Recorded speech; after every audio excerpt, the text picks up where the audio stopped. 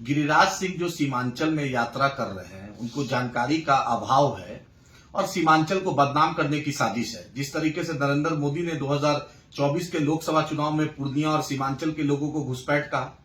सीमांचल में तो हिंदू और मुसलमान सब एक शांति से रहते हैं। पूरे भारत में अगर सबसे शांति प्रिय कोई इलाका है तो वो सीमांचल। गिरिराज सिंह अपनी जानकारी को सुधार करें। अभी बीजेपी के जो प्रदेश अध्यक्ष है दिलीप जायसवाल साहब, वो भी सीमांचल और किशनगंज से आते हैं। वो भी किशनगंज और अररिया और पूर्णिया जो है, जो विधान परिषद का सीट है, उसके सबसे ज्यादा मुस्लिम वोटर है, उनको जिताया है।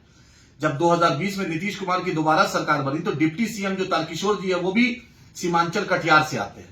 अशोक अग्रवाल एमएलसी भी सीमांचल से आते हैं, कटिहार से एमएलसी है। वही लोगों ने वहां के जिताया। उसके प्रदीप जोशी जो एमपी अररिया है, उसको भी अररिया के लोगों ने, सीमांचल के लोगों ने जिताया। और लेसी सिंह हो या संतोष कुशवाहा हो या बीमा भारती हो या जो भी सीमांचल से लोग, जदयू से एक बड़ी तादाद में जदयू से लोग वहां पर नीतीश सरकार में एमएलए एमएलसी है। विजय खेमका एमएलए है। तो सीमांचल को बदनाम गिरिराज जी नहीं करें। आपने टेक्सटाइल्स मिनिस्ट्री में तो कोई काम किया नहीं, आपने ग्रामीण विकास में तो कोई काम किया नहीं, सीमांचल स्पेशल स्टेटस में कुछ किया नहीं, पूर्णिया एयरपोर्ट का मामले में आपने कुछ किया नहीं, सीमांचल की बाढ़ की तबाही का मामला आपने हल किया नहीं। आप सीमांचल को बदनाम करने की साजिश में नहीं रहिए, नहीं तो सीमांचल की जनता जवाब देना गिरिराज जी जानती है। हम इज्जत कर रहे हैं, इसका मतलब हम कमजोर नहीं है। आपसे लोग पूछ रहा है कि अब तक 2005 से लेकर अब तक आप सरकार में मंत्री रहे और आपको घुटना का ट्रांसप्लांट अपना कराना पड़ा सीमांचल से बाहर। नीतीश कुमार हो या वक्त के होम सेक्रेटरी हो या डीजीपी हो या डीएम हो या एसपी हो, पूरे बिहार में एक सरकारी हॉस्पिटल नहीं जिसमें वो इलाज अपना करा सके। किस इस हिंदू स्वाभिमान की बात कर रहे हैं? सीमांचल में दलित हो, पिछड़ा हो, अति पिछड़ा हो, हिंदू स्वर्ण हो, सब मिल के रहते हैं।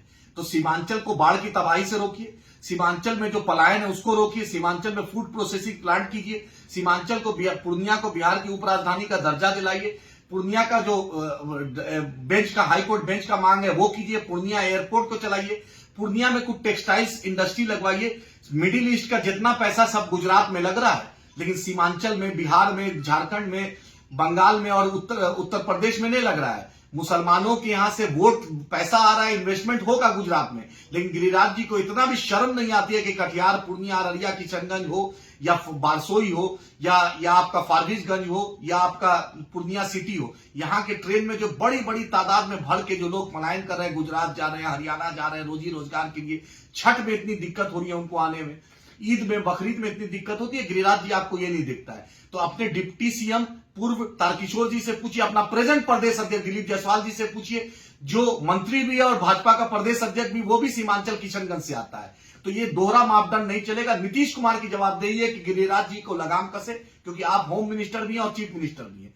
जदयू बताएगी कि गिरिराज जी को क्यों भेजा जा रहा है, या नरेंद्र मोदी या अमित शाह बताए कि सीमांचल की फिजाओं में नफरत भराने के लिए क्यों गिरिराज सिंह को भेजा जा रहा है। सीमांचल की जवान, बिहार की जनता आपसे बिहार को स्पेशल स्टेटस की चाहत रखती है, सीमांचल को बाढ़ की तबाही से रोकती चाहती है, एएमयू किशनगंज को फंड चाहती है, किशनगंज में, कटिहार में, अररिया में मेडिकल कॉलेज, इंजीनियरिंग कॉलेज चाहती है। ड्रामाबाजी गिरिराज जी बंद करे, जनता सब जानती है। आप इतनी जो मक्कारी करते हैं, सियासी मक्कारी, ये मक्कारी मत कीजिए। सीमांचल शांत है, शांत रहने दीजिए, नहीं तो जनता 2024 के बाद जो लोकसभा 25 में विधानसभा होने जा रहा है, करारा जवाब देगी। अल्हम्दुलिल्लाह सीमांचल ने आपको पहले भी हराया, पहले भी पूर्णिया आप हारे लोकसभा में, कटिहार हारे, किशनगंज हारे, फिर हारिएगा। इसलिए दिलीप जायसवाल जी हो, प्रदेश अध्यक्ष भाजपा के, अपने नेता को समझाइए, और वक्त के मुख्यमंत्री नीतीश कुमार हो, वही समझाइए कि हम ये सीमांचल को बदनाम करने की साजिश हम चलने नहीं देंगे। सीमांचल अमन पसंद लोगों का है, सीमांचल में अमन रहेगा, और सीमांचल की लड़ाई